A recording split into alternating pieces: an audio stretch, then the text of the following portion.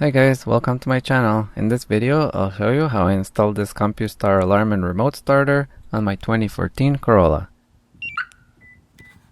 Before proceeding, remember that if you install this alarm, you're doing so at your own risk, so if anything goes wrong, you'll have to pay to repair it, and Compustar warranty will be void. So this video will give you an idea of what you need to do to install the alarm, but be sure to double check all instructions that came with it and wire colors for your car model and year. Wire colors change from year to year, so newer Compustar alarms and newer Corollas will probably be using different wire colors. So the first thing I will do is disconnect the negative cable on the battery. This will make sure I don't short circuit anything. Now I'll remove the side cover of the dashboard on the driver's side. I'm just using a pry tool here. I'm just going to pry it off, and then it just pulls out.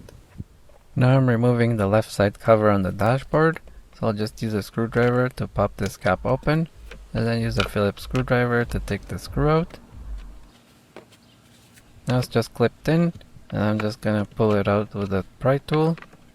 So just pry it a little bit, and then you should be able to just pull it out by hand. And there it goes. And there are two connectors here. Just press the release and then pull them out.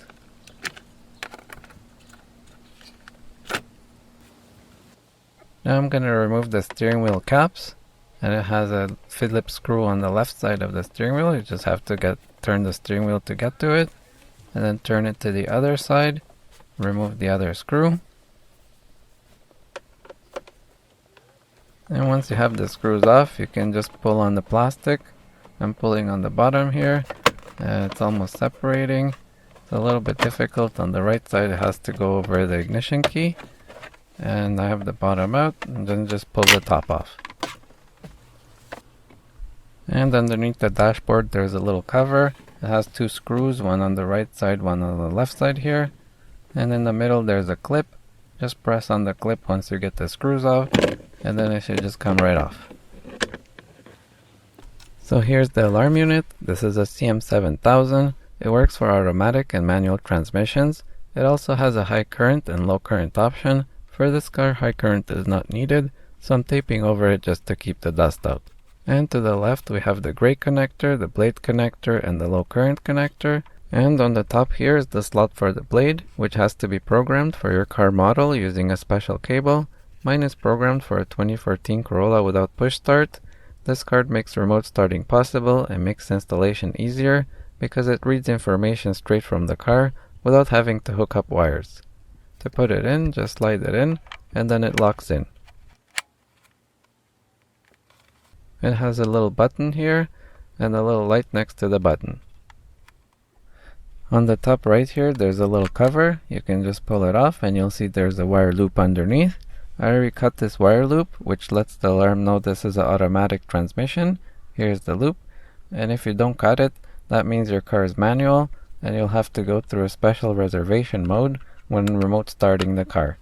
And I left all the other jumpers the same as they were before. And on the back side, there's this little connector. That's the temperature sensor to check the temperature inside the car. And I'll also be hooking up the shock sensor here and the antenna. So I'm going to go over the wiring now on the gray connector. I'm going to hook up the green-white to the lights at the steering column. The gray block is going to be hooked up to the hood pin. The brown is the positive for the siren. The light blue wire is for the handbrake, but we won't need this because the blade takes care of it. And the black wire is called ground when running or status out. It provides a negative when the alarm is remote started, and we're going to use that to hook it up to a relay so we can turn off the headlights.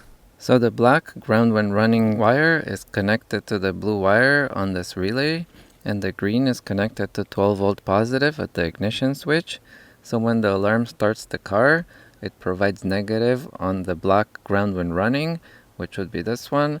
It energizes the relay, and then it cuts the yellow and the yellow-black connection. So here's the light switch at the steering wheel. The Autolight wire is here, the purple one. So I just cut it and extended it to go down to the yellow wire at the relay, and then the yellow-black wire comes back from the relay and connects to the other side of the Autolight wire. The green-white parking wire is also connected here, which allows the alarm to turn on the parking lights. Now I'll go over the connections under the hood. I installed the hood pin on the passenger side here.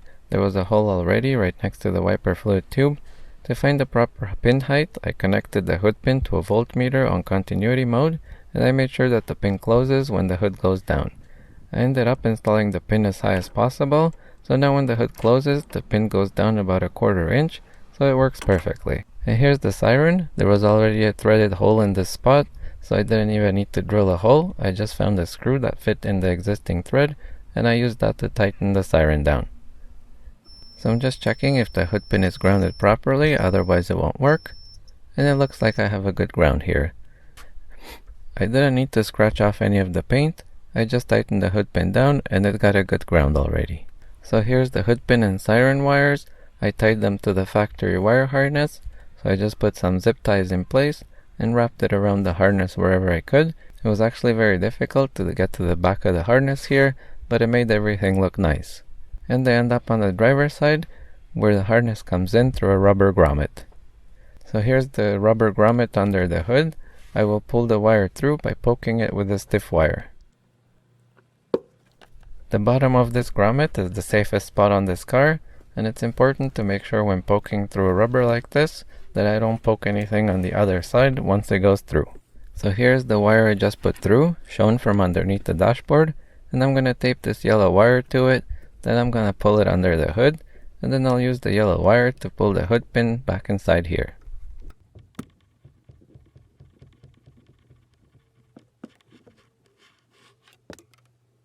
So I taped the yellow wire and the hood pin together, and now I'm going to pull them inside the car. It's a good idea to have a helper when doing this, to make sure the wire doesn't snag on anything.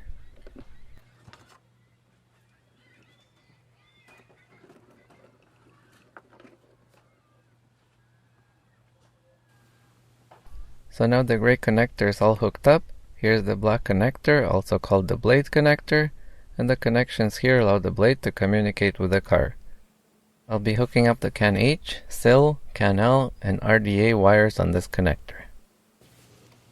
So 3 of the wires are connected to the OBD port, which can be pulled up by pressing on the sides with a screwdriver, and then just pulling it up.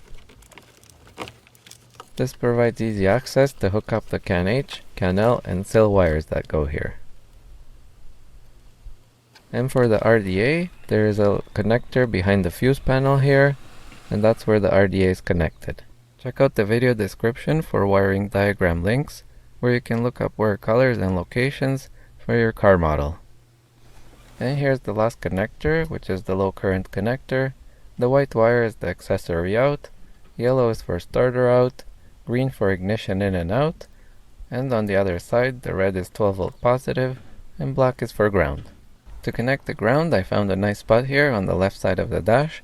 I used a round spade connector and tightened the screw down on top of it. So the rest of the connections are all done at the ignition switch here. I have 12 volt positive, starter, ignition, and accessory wires all connected here. Now I'm going to hook up the antenna. I installed the antenna on the passenger side. I popped off the dash cover here, just like I did on the left side. And then I routed the wire from the antenna behind the glove box and across to the alarm using some zip ties to keep it in place. Now I'm pushing all the connectors in. I taped all wire bundles for safety and to look neat, so I'll be making sure everything works once connected. Then I will have to disconnect and reconnect everything once it's behind the dashboard. And I have the 3 connectors in, and now I'm hooking up the antenna wire and the dual stage shock sensor. The next step is to program the blade, which is very simple. Just turn the key to on and wait for the LED on the blade to turn on blue, which means the blade is programmed. Now I will program the remote. Just put the key in and turn it to the on position 5 times. 1, 2, 3, 4, 5. The lights flash once, and then just press the lock button on each remote. The lights flash once each time you do that. And I just programmed both remotes, and then the lights should flash twice. They just flashed, and the programming is complete. Let's remove the key, and now you can test your remotes. Just press the unlock button, and that one works. And that one works as well. And now I'll test the remote start and hood pin. I'm pressing the pin down to simulate that the hood is closed. And now I'll remote start the car. And now when I let go of the pin, the car should turn off. And the car turned off, so that's working good. So installing the LED is optional. I'm not going to install it because I have the two-way remote. But if you want to install it, just measure the thickness at the bottom here. And this is 7.91. So that's very close to a 5/16 drill bit. So I would use this drill bit to drill in the slot here. So there's a plastic cover here. You can remove it from the back. And then just drill the middle here. Then you can run the wire through it. And it would come out from the back here. So once I made sure everything is working, I reconnected and zip tied the alarm up here on the driver's side. It's tied to a metal bracket and the shock sensor is zip tied to a wiring harness. It's not very sensitive where it is, just enough to trigger the alarm if the car is hit hard, but it doesn't go off if a motorcycle passes by. If the sensor is cranked up too high, motorcycles and thunder will set it off, which would be annoying. Thank you for watching this video. It took a lot of work to create it, so if you liked it, please make sure to hit the thumbs up button and consider subscribing. I'll be posting more car and home repair videos in the future.